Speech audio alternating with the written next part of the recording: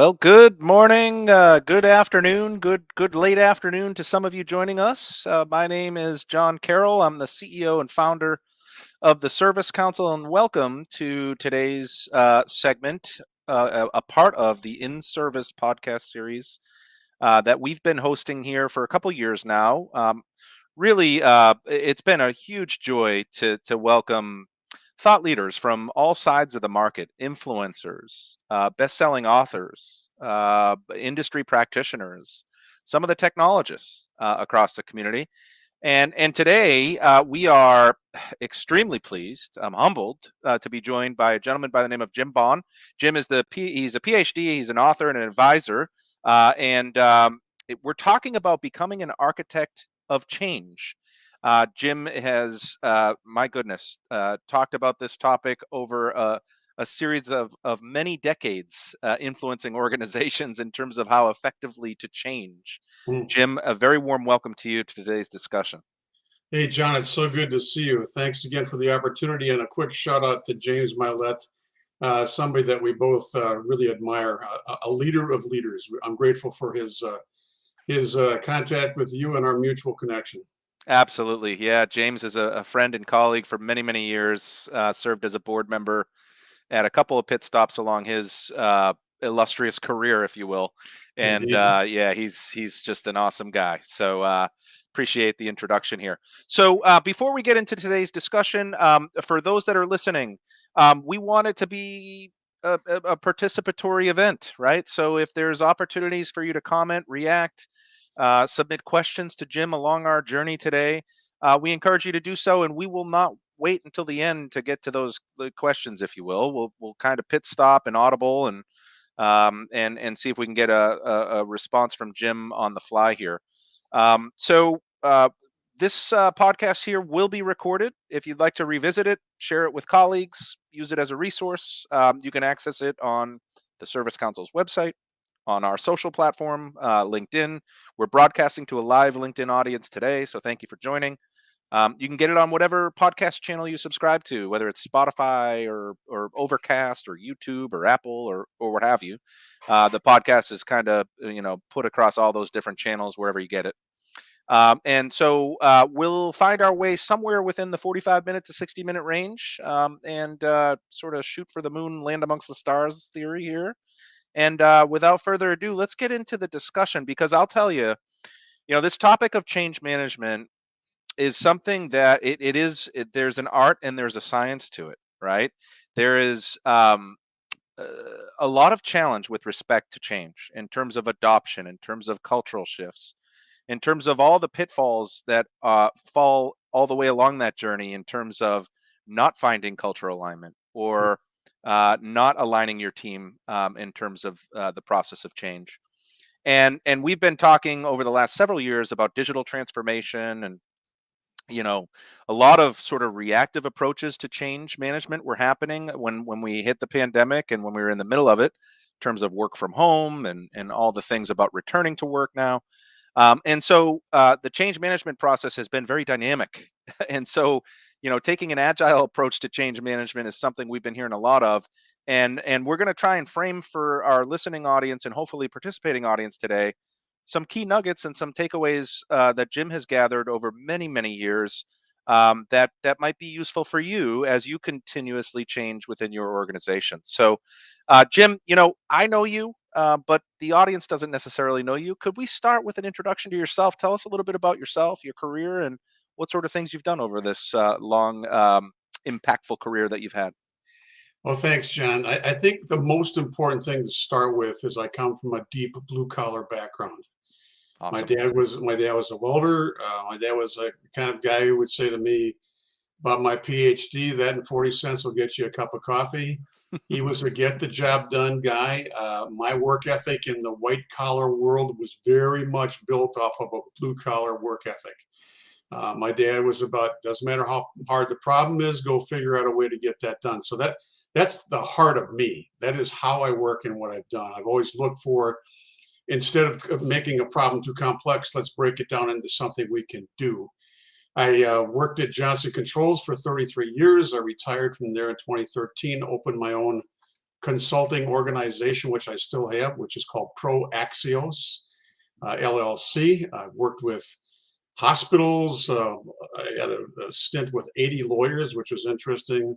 I have worked with many small companies and recently been just focusing on Southeast Wisconsin.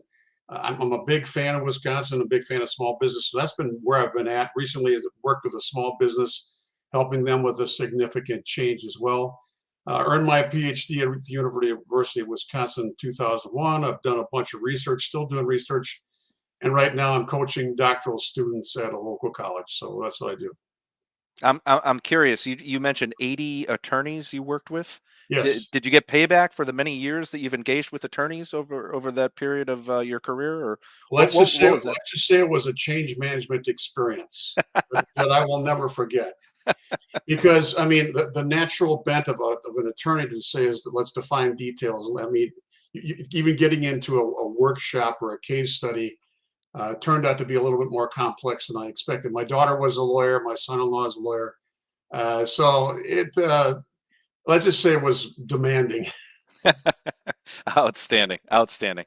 Well, let's go ahead and get into the topic du jour. Okay, so let's just start with a really simple question. What is the simplest way to understand change, Jim? What are your perspectives on that? Just kind of breaking it down in its simplest form.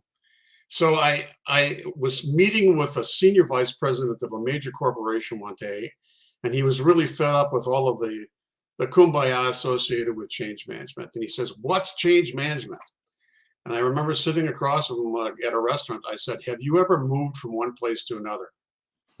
And I was like, the light just exploded because this guy's an expat. He's lived all over the world. He knows the trauma of change, moving from one house to another. And by the way, this is almost universal across the world. If you go to Europe, people will say, "I've moved house." Have you moved house?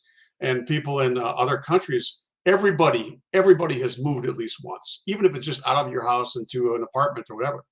Yeah. So that's a universal way to say, okay, think about what you're doing when you move from one place to another. All the disruption, the anxiety, the details you have to cover, the things you might forget. That is by far, in my mind, the best analogy for change I've ever come up with. Outstanding. I love it. I love it.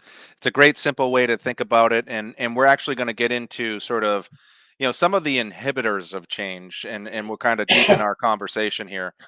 Psychologists have noted that the biggest challenge with change is that our actions don't line up with our goals.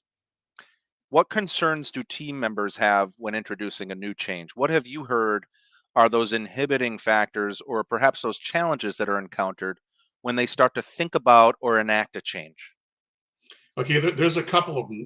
Probably the biggest one overall is, how did you do change in the past? People have really powerful memories. And if you tried to do an IT system in, I don't know, in 1994 and it did not go well and they've been there that long, they will remember that. And they will also remember the amount of effort that they put in. So the reason that their actions are not going to match the change to development is because they're a little concerned about how this is going to go. Now, there's things you can do to fix that. The other thing that you have to be really careful about, especially in the service world, is anything that diminishes the competence of the service provider. I don't care where you're working, in a bank, technicians, wherever you are. If you diminish the competence of the service provider, you're going to put them in a situation where they're going to rebel against the change because they're facing the customer. They're concerned about being competent. And in the service world, competence is number one. Executives forget that. They just say, well, you just go do this change. But I'll give you a quick example. I remember when, in fact, James will remember this, when we set up some things, giving new remote devices to people out in the field. I went out and talked to people in the field, and it was not the technology that they were concerned about. A lot of these technicians were older, like me, Yeah. and they found that the size of the font was too small for them to read, and they were afraid that when they would read that with their customer, they would not be competent. That's a really big deal. Yeah. So people will want to do a change if they see the logic of it. But if their competence is going to be diminished, or they've seen change done poorly in the past, I guarantee you're going to build up some resistance immediately. Yeah, and you just call out like a minute detail to the change, right? That you don't often think about. Some of those minute details slip their way through the cracks, and then they become about, as you're in the midst of change, right? But So but but, yeah, but even think about the analogy of moving. yeah, You're going to change. You have to change your license from I don't know, say Minnesota to Texas. sure, There's a detail in there. It's a yeah, frustrating detail, but if you don't do it after a certain period of time, you won't be licensed to drive in that state. Again, the analogy holds. yeah, And these little details are the kickers along the way because people get into a pattern in life, yeah. sort of a hamster wheel where they're doing things, and all of a sudden now you're going to throw that whole thing out the window and you're going to put them on a conveyor belt. So those details matter. Outstanding. So let's talk about like as you're preparing to change. Is there a step that happens pre-change that can be taken to examine, the willingness, the propensity for an organization or individual or a set of individuals to embrace the change? Is there some sort of pre-step to change that organizations can consider as they think about embarking on a journey? The number one thing for every executive out there, find the organizational influencers. Yeah, Who are the people in that organization that people will listen to and attend to? They may not be a high place on the organizational chart, but if these people have patents or they've got a track record that's outstanding, or they're big haymakers when it comes to being salespeople, or if they're inventive or innovative, or if they've got some heroic action that they did that is legendary, find them. yeah, If you can't get them on your side prior to the change, down the road after you've done all the work, those influencers are going to be the people that can say, you know what, it's not going to work. yeah, And they will have more power than any number of executive discussions that you can have, PowerPoints or whatever. I used to go out into the field and I would talk to the people that I knew would resist the change. And I'd say, okay, what's up? And then the other piece of it that with that is ensuring that you understand their language. James and I have talked about this a lot. Their language. Don't use corporate language when you're talking about change. People don't necessarily care about an ROI. They care about if it affects their 401k. They don't necessarily care about certain, what I would call corporate speak. They're wondering, what's this thing really going to do for us? yeah, Again, going back to my dad, if I told him a whole bunch of gobbledygook corporate stuff, he'd look at me like, yeah, that's fine, but what's it really going to do? And that, by the way, is the other thing that to answer your question about what you can do up front. I think executives fail a big test in the beginning, which is understanding a rationale for change. They don't do it. They just say, well, let's just go do this. When I have my workshops on change, I say, we're going to spend a couple of hours on this. And by the end of that couple of hours, they will come up with a statement that they've all finally agreed on, which is really important for another reason. I can get to that later, which states the purpose in very clear language. Why are we doing this? yeah. And that's so that, number one, so you have a continuous message across the board, but also so that you're in agreement on why you're doing this, because people may not like the change, but if you clearly explain to them why you're doing it and they get that, they can move with you. If you have 7 different executives giving 7 different reasons why, you're already in chaos. Yeah. And I think executives just think, well, this is going to be great for the company. You have to give deeper reasons. And the acid test from me, John, is this.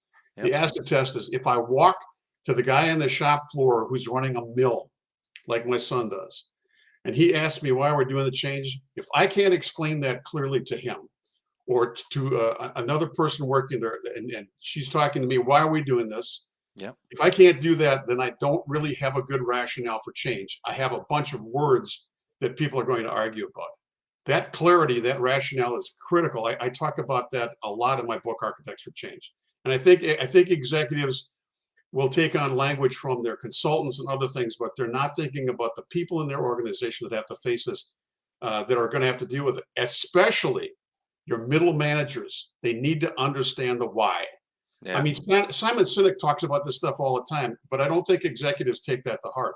Why are you doing the change? Yeah. And have a clear answer for that.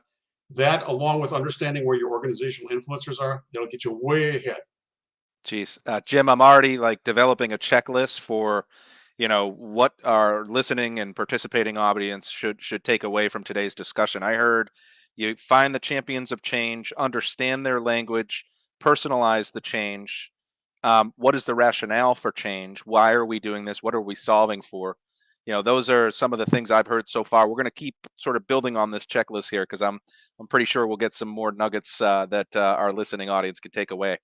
And, Okay. and and you mentioned something about executives being vulnerable to some big mistakes during change. Can you mention maybe one or two examples? What are some of the things you've seen or found more commonly? Well, I use the concept of architect because an Sure. architect is present at the groundbreaking. They're present when the structural steel's going up. They're present when the drywall's going in. They're present to check out the electrical and plumbing. They're present when the roof goes on. And an architect signs off ultimately on that project. And that's another analogy. When you're building a building, you're an architect. That's why I say an architect of change. Most executives say, this is a great idea. It's going to save us money. And we're going to do the Nike thing and just do it. And then go on to the next thing. Yeah. People watch that.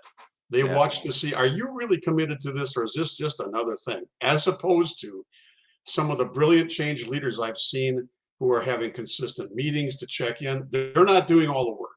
They've developed a good team to do that. But they're with that change until the last shingle is put on that roof. They're with it until the last electrical outlet, the switch has gone on. The architect of change takes it from front to back. The executives that just think they're going to start this and just let it go, that's a big mistake, because you're engaging so much in your organization. You're engaging finances. You're going to engage whether or not you're going to have meet sales targets. I mean, Gartner Group showed that with a dramatic change, you're going to lose some money for a while. You have to plan for that. Yeah. And I think executives, again, have the idea this is going to be great. They get what I like to call ROI blindness. They're so excited about the ROI, they forget that there's a lot of work to do in there. So I think that's one of the big ones. Overall, just sticking with that change from front to back. You don't have to show up all the time. Everybody's busy. But letting people know, I've checked in, this is what's happening. Because if you have something going wrong, you also want to be there to be able to make a little course correction, maybe add resources, maybe take resources off. That would be the biggest one. If you're going to be an architect, you got to be there from the groundbreaking until you cut the ribbon. Love it. Absolutely love it. Let's think about sort of building on the conversation here around the different types of changes that organizations go through, and what have you heard or found or observed that has been some of the most difficult changes, and why? What are some of the symptoms that make these changes more challenging for organizations commonly? Well, I'm going to do just a bit of sales for a second, John. Yeah. This is the one, getting IT right. Yep. When you do a new IT system in your organization, whether it's ERP, HR system, HRIS, it could be a CRM, it could be a new training system. When you do that, you're touching the DNA of your organization. If you just do a simple change, like I would say, like a relocation, even though some of those things can be complex, that's manageable because you can communicate your way out of it. But when you're touching data and you're touching old data systems that have been around a long time, I got some funny stories about that. I mean, people in the past that were working in COBOL that did patches to new systems, and executives did not plan for that, costs hundreds of thousands of dollars. So the biggest one of all is putting in getting what I call the organizational app. When you install the organizational app, I mean, executives know this, but I don't think they realize the magnitude of what that means. And the biggest thing that they're using, remember, it goes back to the idea of how did you do change in the past? The biggest thing they're using is the precious organizational resource of human motivation. I don't care how much time you got or money you got. If you tap human motivation incorrectly, you're going to drain that down, and you're going to get people that are going to be tired and not be engaged in the change. Yeah. All those things go into this big system. And so that's the biggest change that I've done 5 of them. Yeah. And that's the reason I wrote this book, because a lot of books are written about it, but this is really practical. Again, going back to what my dad would say, what does it mean? What do you have to do? Specific, detailed elements that you have to do to get done. Now, again, an executive doesn't have to do this, but they got to make sure this stuff gets done. And a lot of it's, quite frankly, grueling work. Cleaning up your data. They might have a Jim Bohn, Dr. Jim Bohn, Ph.D., Dr. Jim Bohn. All this stuff is in the system. Yeah. That's grueling work. So hire out a couple of college kids to clean that stuff up. But that's the big one. You're touching the DNA of your organization. Be prepared for what I would call, like when I do plumbing projects at home, it always takes me 3 times as long and 4 times as much. Yeah, and I guess there's a parallel, right? Because Oh, IT yeah. projects are pretty consistently over budget and out of a lot longer in terms of delivery. Although we've seen a lot of agile approaches and a lot of connecting of the dots, the tissue in between these modernization efforts that are happening, right? Because there was so much reactive modernization that were happening across the customer journey and across service delivery that was making an impact, improving the customer journey and improving that service delivery journey, but they weren't woven into the organization, people, process, technology, all these things together. And so you saw these pockets where you know things kind of fell off, right? So I'll give you an example, like a remote support experience, right? You jump into a see what I see type experience or augmented reality experience.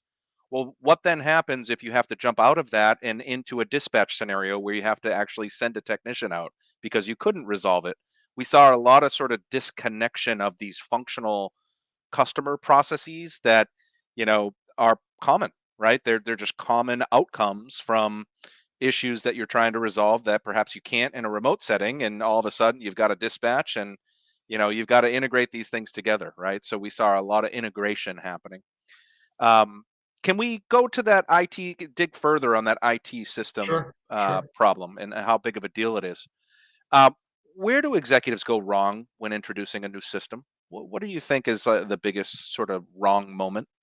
There's a couple of things. Number one, I'll go back to ROI blindness. Yep.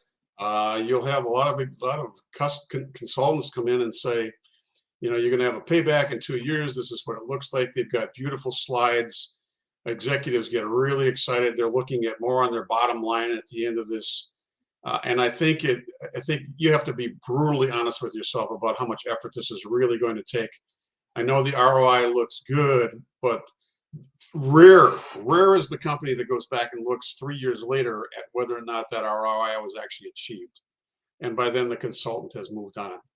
I think that's a big one. I think another one is this is you find a couple of people that are available to do this project, so you use the B team when you need to use the A team. Okay, so a couple of people are available, whether it's legal, HR, whatever. Let's bring them in. They've got time on their hands, and as opposed to saying we need the top flight people to do this, to stick with it, and those top flight people have to have other stuff taken off their plate. Very often what we do is we add a big project like this into an organization, and we add, I don't know, take some HR person who's just a great HR person. They Yeah. have all kinds of other things going on, and now you're bringing them into this additional work. Yeah. Something's got to give, John. Something's Yeah. got to give. Yeah. I remember being at a restaurant one time, and it was a Sunday morning, and I remember the waitress coming up to the table and saying, "I didn't sign up for this." And what she meant was they had added more tables into the restaurant than what she was hired on 10 years before that. Yeah. So she was overburdened, and that happens with employees as well. I mean, they're saying I didn't sign up for this, and that's where you can lose them. And the other thing that you do when you build out the A team is ensure there's some kind of reward for this. Yeah. Because again, you're bringing in top flight people. They need to know there's something at the end of this other than just a plaque. Um, they need to know there's something that's going to benefit their family. They're going to have more sleepless nights. Yep. If you put those things together, I think that will help. But I think executives think, well, let's just go and do this. We'll Yeah. bring these people together. That's a big mess. I think another one, I mentioned it before a little bit, is not doing enough research into where your systems are connected to old systems. Yep. You have that right now. They're baling wire and twine, but you don't know that because some genius back in the 1990s connected this together. That guy's retired or she's retired. Those systems are talking, but you don't know how they're talking. And now you come in with a brand new CRM and you can't find data that's supposed to be pulled and you don't know why. Mm. And it's like, we didn't do enough work looking deeper into the systems to find out where the data was coming from. Yeah. Because those kinds of interfaces can cost hundreds of thousands of dollars. Yeah. Probably the last one that I would put in there is I think executives fail to think about the frontline person again and the need that that frontline person has for support when things go wrong. Yeah. So you've got the technician out in the field, it's 20 below zero. He's working on a chiller someplace, and all of a sudden something goes crazy, and he has no one to call, no one to text. He's in trouble. Building out that back end resource to be able, these are the people that will be available 24/7, by the way, Yep. 24/7, because Yep. people do work around the clock. Yeah. Making sure you build that out, that is a big deal, because then people have the assurance, okay, if something does go wrong, there's somebody that can help me. No different than what we do when we are having a problem with a new system that we've installed on our PC. I Sure. contact Geek Squad or I contact Microsoft. Is somebody available? They help me out. It's got to be there. Yeah. Um, and I think, again, because we get so excited with the novelty of the change, especially executives, and going back to ROI blindness, they're not thinking deep into it enough to say we have to have a resource once this thing's up and running to take care of people. If you do that, that's going to reduce a whole bunch of anxiety. Absolutely. Geez, you bring up a couple of, memories that I've had from previous keynotes and discussions we've had at our Smarter Services Executive Symposium. And one of the ones that I look back on probably most fondly is a gentleman by the name of Rusty Walther. And Rusty was the VP of Global Customer Escalations for Hewlett Packard Enterprise. His Nice. last stop on his career, he was with Network Appliance in a similar role. He was with many other firms over the course of a long, really great career. And man, he's hilarious. And he delivered this story around, how do you rebuild your organization? So if you're a service leader and you need to just rebuild an organization and you're going through change, what do you do? And he equated it. He lives on a farm out in Oregon, and he manages all sorts of family animals on his farm. And he said, man, the raccoons, they travel in packs, right? And if one raccoon is allowed to stick around, well, you've got a whole herd of raccoons that are attacking your farm. And he said, shoot the damn raccoon. so i I know that's a little brash, but there are detractors to change, detractors to cultural embracement, that you really need to make sure you have alignment of. And so that kind of brings back Rusty's story. I mean, the whole audience was just in tears laughing. He's hilarious. Well, And we but and you we bring up, we you bring miss up another Rusty. important point, John, which Yeah. you have raccoons in your organizations. Yeah. And again, I'm not being critical of people. I'm just saying Yeah. some people just don't belong on the project. Yeah. So if it's not going well, Yep. you don't have to make a big deal out of it. You don't have to take away their dignity, but remove them Yeah. from the project and give them to something else. Because on a big project like an IT project, you have to have all the cylinders turning. I Sure. remember being on a 50-person team when we did one particular change, and everybody was it was magic. It was the best team I was ever on. But if you have situations where you have a constant naysayer, Yeah. one of the things you can do is to say maybe they're incompetent and they need some help. Okay, we'll give them that. Sure. But if they're really not wanting to help at all and they want to continue Yeah. to break down the change, find somebody else for that role, Yeah. because other people, when you're working on a big change, you need every bit of human energy you can, and naysayers really don't do a lot. I will say one of the key things you might be careful about, though, with naysayers is sometimes they have something to say that's important. So Yeah. just maybe looking at their personality and saying this guy is always a naysayer, stop for just a second. They may know something Yeah. that's critical, listening for that, and maybe that'll correct the whole problem going forward. Sure. Sometimes just respecting somebody who's trying to tell you something is a big deal. Yeah. But if they're continually like that on the project, it's good to remove the raccoons. Yeah. Yeah. Outstanding. You said something else that really stuck with me, Jim, and this involvement culture. So involving the front line in the change. One of the things that we observed from our annual Voice of the Field Service Engineers survey was that the frontline technicians and support agents that are out there fighting and putting out all these fires, right, with the customer, don't necessarily feel like they're a part of the change. And so then you've got adoption challenges when you start to roll out new technology. It feels like, the flavor of the month, right? Another feature and functionality mobile, like goodness gracious. But when you involve them, you're solving for the most critical needs that they have because they're part of that story. They're part of that change. 40, I think it was 41% didn't feel like, the voice of the field service engineer. We had about 2,600 respondents, and that's frontline technicians and engineers. 41% didn't feel like they had a role in innovation, and Wow. about 1 out of 3 didn't feel like management listened to them or involved their feedback in change opportunities. And so there's still a little bit of a disconnect there, and I think that that's something to really double down on in terms of emphasizing, because I think it's really critical. One of the things I always did, remember I talked about those people that I knew would resist the change? Sure. I kept working with them, and then I would ask them to be the people that spoke on the conference calls. Yeah. So it was peer to peer. Yep.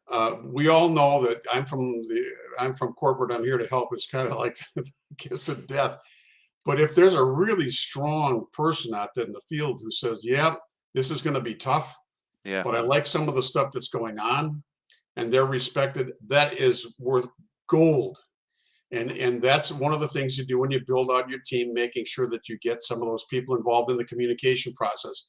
Sure. Because I may not be able to be involved in everything, and you may not take all my feedback, but if I get a sense that you've actually listened to some people out here that are doing the stuff that I'm doing, that means that you understand the challenges and pains that I go through every day.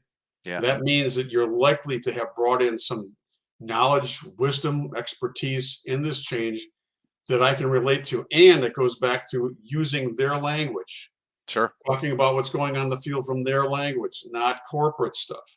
Um, People resist that stuff, but having people saying, "Okay, this is what's happening out there," using terms that they use every day, that connects with people. It's like you're actually hearing me and you're hearing what I'm talking about.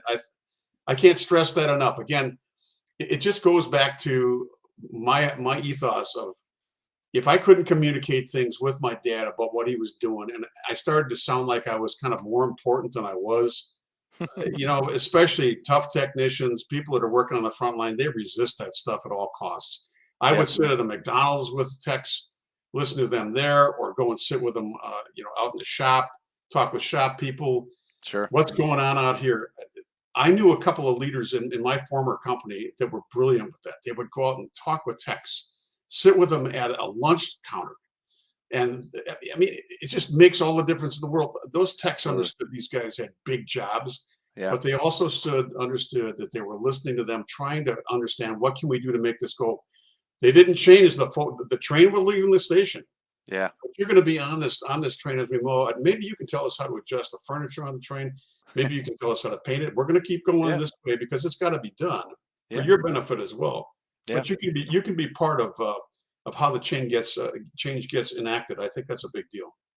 Yeah. And one of our board members just kind of given a rally cry just behind our discussion here about how mind-boggling it is that leaders still don't engage those individual contributors who are most impacted by the change. And Juan Cruz from Haemonetics, thank you for your participation. Juan's a board member of the Service Council, and a real critical thinker. And we had Juan on a recent podcast, actually. So Juan, thanks for your contribution. Yeah, it's Uh, really cool. Juan, thanks for that. Yeah. yeah, absolutely. So let's go to uh, the key things to do when installing the organizational app, right? So, can you talk a little bit about that element of the change, right? Once you decide to change, enact the change, how do you then begin to sort of install that organizational app when it comes to that IT system change? Okay. We talked about one thing already. Make sure you got a clear rationale. Hmm. Make sure you get the A team, not the B team. Love it. Make sure you go out and do a careful analysis of all interfacing systems. Make sure you do a clean data cleanup. I mean, hardball right down to make sure it's polished up.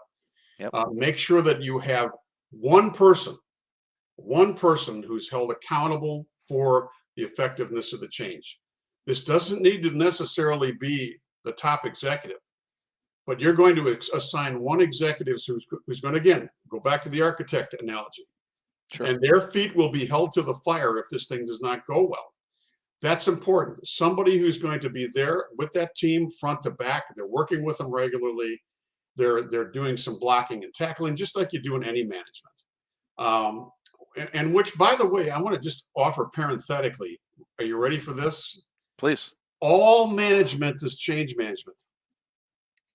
There's even a Harvard Business article that supported my thinking. I had this about 10 years ago. I saw that show. Because if you're doing something today and you're doing the exact same thing a year from now, on November 2nd, 2024, you're not doing anything. You're just status quo. So all good management, all good managers are changing things constantly. That's part of your organization. So look for some of them. So I just wanted to add that in there. But there's a couple of other things to do. You want to make sure that you've got the follow-up system taken care of.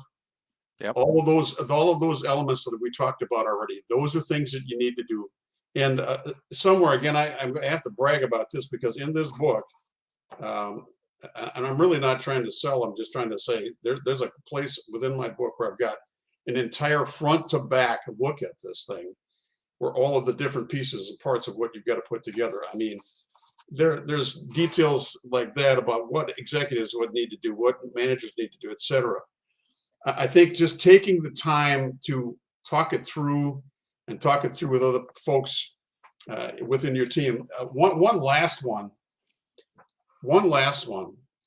is this: making sure you define the scope of the change. Sure. Because as I say, and this is sort of colloquial, but scope happens. Yeah. I mean, you start with something this big, and you say, this is what we're going to do. We're going to make sure that we move all the green garbage cans, the blue garbage cans by October of 2024. And these are some of the processes we're going to do. Somebody will come in who doesn't really want to do this change and say, while you're doing that, let's do this. And they open the change up a little bit more, and they add a little more on. And then Bob Smith, who's been there for 40 years, said, I've been wanting to do this for a long time, so let's add that on. And then I don't know, Angela comes in and says, we need to get some of this data stuff sorted out, so let's add that in. By not scoping this thing tightly, you're going to end up with a monster that nobody can do. And so when someone comes in to add on to the change, you say, that's fine. Where will you get the financing? Where will you get the resources? Where will you get the additional time? What else has got to give? That scoping piece is something that it's not obvious, because we hear the term scope creep. It's really true. But saying, no, we're not going to do that, irritates some people. But that way you're more likely to get stuff done. I'll give you a quick example. I coach doctoral students. Doctoral students, whenever they come in to do their dissertation, they want to change the world. They want to get a Nobel Prize off their Ph.D. I'm like, stop. All we want you to do is get this little piece of research done. Just get that done. Don't worry about whether or not it's going to change the world. But that's what we want to do. No. Do this. There's two reasons that's beneficial. Number one, you start to show the organization you're having progress. And as John Carroll said in his brilliant book on change, show small wins. Because that does something psychologically where the organization says, oh, we can do that. The second thing you want to do by getting that done is then the team gets a little bit of enthusiasm. It's like, oh, we got that done. And by the way, that's a brilliant place for executives to come in, maybe at a 1/4 of the project, and have a dinner, have a time to get together. Just something basic. I'll tell you what, $50 a pizza is amazing, amazing stuff. Yeah. Great. Telling people you care for them. And again, the leader of that team is constantly rewarding people along the way for stuff, little things. Yeah. Those are the kinds of things that are so important. I love it. I love it. And I grabbed a quote from what you just brought to our audience here. All management is change management. Otherwise, it is status quo. I thought that was something pretty noteworthy. That should go on a wall somewhere, Jim. It's in a Harvard Business Review article a couple of years ago. It actually said the same thing. Yeah, outstanding. Hey, let's talk about key behaviors that leaders need to have when like you talked a little bit about, that communication. You talked a little bit about showing small wins, the aggregation and cultivating of that culture. What other behaviors are important for leaders in terms of the confidence and, that can-do attitude? Is there something else that's kind of the secret ingredient to, that behavior of change? Well, you just mentioned it before. Don't make it another flavor of the month. Yeah. One of the things that happens when executives go through airports is they're they're going to be on a plane, so they pick up the latest business book. Yep. And they go, wow, that's pretty cool. Let's go do that. So that starts getting activated in the organization. And then they go on another trip, pick up another business book. Well, this is a great idea. Let's do this. And before long, executives have cracked up maybe 4 or 5 different big changes. Yeah. I was out in the field a couple of times, and I had a couple of guys, I won't use some of the language that they used, but they'd say, do you know all the things that the corporate has sent me? And they'd show me a list of all these projects, and then they'd say, I have to figure out which one of these people I have to tick off. And they used a few other words. But what it comes down to is one of the things executives have to be careful about is not looking at your organizational capacity. You only have so much funds to do investments. Yeah. You only have so much human motivation to do change. Let me say that again. You only have so much money to do investments. You only have so much human motivation to do change. So if you're constantly adding projects because you're looking at the shiny new object, you're putting your incredible pressure on your organization, and people are going to have to decide, what am I not going to do? So that becomes, not everything can become priority one. You have to decide which of these changes is going to be the biggest. And if it's this big IT change, you may have to put some of your, quite frankly, your own pet projects off to the side for a while, because there's stuff you want to do. Or get rid of the breathing dinosaurs projects that have been here forever that we don't need to do anymore, but we keep doing them because somebody wants to keep doing them. I just think looking at prioritization, Sure. and cutting it down to the 4 or 5 key things. I think Ram Shriram or somebody said the concept of execution was getting to those critical few. That is still true. Yeah. Especially when you come into change. So I'd say, okay, what don't we have to do this year? What can we say no to and focus on this and get it done?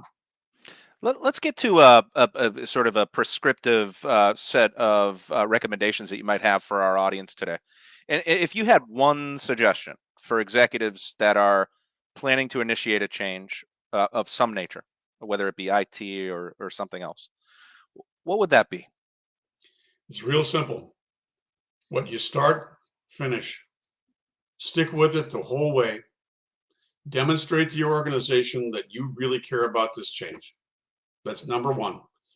That's the concept of architect again. You're going to start this. You're going to break ground, turn the shovels over. You're also going to be the last person that closes the door on the new building that person takes. What you start, finish. I've seen so many executives start a change and go on to the next thing. Better to get it started and finish it. Again, that doesn't mean that's the only thing you're working on. I know executives are busy. But what you start, finish, stay with it all the way to the end. That would be the big one. Outstanding. Jim, you've referenced some of your work in the books that you've published, The Architects of Change being one of the most prominent. But there's a couple of others,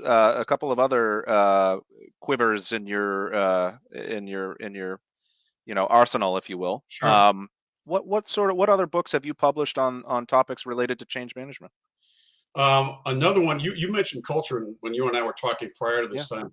Yeah. I have written a book called If Your Water Cooler Could Talk. And that is about the 5 elements of organizational culture. They're not as complicated as you might think. Again, remember, Jim comes from a blue-collar family. It's basic things, but you should check those things out. It's If Your Water Cooler Could Talk. Cool. That is about what I call organizational engagement as opposed to employee engagement. Looking at the organization as opposed to looking at me. Looking outbound. Can we do this? Can I do this? Very important. That was my research for my dissertation. Then I've got this book, People Development, the best part of leading a team. That just came out. That's about, we hear a lot, especially from Gen Z, millennials, they want purpose in their life, especially in the organization. Doing people development well is a big deal for them. They want to know they have meaning in the workplace. Sure. And it doesn't have to be complicated, but it needs to be attended to in a very intentional way. Yeah. And so I've got another one. My first book is called The Nuts and Bolts of Leadership, which is still my bestseller. It's kind of a bunch of real quick, like 1 or 2 page recommendations based upon 40 years in the workplace and basic stuff like make sure you got a base camp for yourself so that you can relax and refresh. Things like I talked to you about before, everything I learned about management, I learned from working with rock and roll musicians. There's some basic stuff in there, but Nuts and Bolts of Leadership is I would really recommend it for frontline supervisors. They're Absolutely. always looking for quick things to learn. That would be the book. So those are the 5 books. I'm not Cool. going to write another one. I said I wasn't with people development, but I did that. One of my friends is begging me to write another book. I'm like, no, I'm not going to do that, but I may end up doing that anyway. No So mas, no mas, no yeah, mas. yeah. On the topic of music, we just had a really cool keynote. Our master of ceremonies at our symposium in Chicago, Alan Schaefer, from a group called Banding People Together, played and strummed his guitar on stage and talked about getting your team in the groove. So it's another cool approach to behavioral alignment and thinking about all the different cultures and personalities that exist, and just really cool. He equated different personality types to different lead singers like Jimi Hendrix, Bruce Springsteen, Lady Gaga, and it was just really cool. He Another brings up shout an out. important thing in there because what you have in really powerful organizations is a lot of really talented people. A lot of Absolutely. really talented people. Getting them to focus together is Absolutely. the master skill of any executive. Yep. If you could, I don't care what the other things they've got going on in their lives, if you can get them to work together and do a big change, that is like getting to the top of a mountain together and saying, we did this. Yep. That's exciting. That's the Yeah. most exciting thing I ever did, Yeah. is seeing talented people work together to accomplish something big. Outstanding. Hey Jim, let's a lot of prescriptive. By the way, this has been an awesome session. Our listenership is loving this. I can tell. A a lot of prescriptive recommendations for action, right? Those things that they should embrace. What are some of the things they should avoid? Pitfall avoidance, learning moments that you've seen where it's like four-letter word moment where where something was encountered that was sort of something that you could share with our listening audience as a takeaway of what not to do, something not to emulate. It goes back to what I said they should do. If you start a change, finish it. If Yeah. you don't, you're going to have to come up with some kind of mea culpa, because listen very Yeah. carefully. There are victories and trophies, but there are monuments. Let me say that again. There's victories and trophies, but there's monuments. If you do a poorly done change and don't complete it, that will become a monument to your career. Not every monument I've seen in Milwaukee where I live is a good monument. A lot of soldiers that died in battles and so forth. So if you want that monument attached to you the rest of your life, do a poor job with the change, which means you're not going to follow through on it. You're going to let the team die, or you're going to not give them the resources that they need, or you're going to ignore them when they need help. That'll be a monument that will be associated with your name forever. If you want a victory and a trophy, take it all the way to the end. I think the other thing too is don't minimize, and I have to think about how to say this. Sometimes executives get a power disparity in their head, and I get this. I can say this now after working with hundreds of leaders. I worked hard to get to where I'm at. I did education. I struggled. I took the risks that nobody else took. I get all that. But don't let that separate you from the guy on the front line where it's 20 below zero with an Allen wrench. Yeah. We're in this together as an organization. They respect the work that you do because of the responsibilities you have. But don't ever let that dismiss the fact that what they're doing that's the haymaker.